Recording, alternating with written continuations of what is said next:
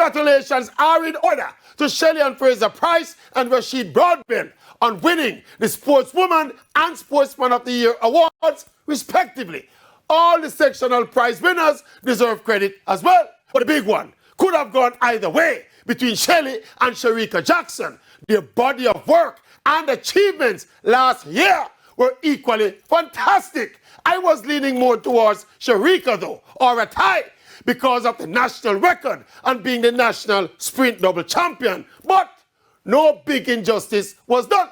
And you know, part of the reason why Shelly is so loved and cherished across the world is because of her charisma, her intelligence, and her class. Here is an example of that. Listen. I truly believe that I wish that Shericka and I would have had a tie, because I think we both had similar kind of season, you know, and it was really remarkable to witness two Jamaican female athletes dominating the way we did. So I think that was in itself was remarkable. So I have to say big up to Shericka for that. You see what I mean? Shelly herself, in what is supposed to be her moment, a big up Shericka, and was hoping to share the award. What a nice and humble soul. And when the Maverick are go gracious and humble and nice like Shelly and Fraser Price. All right.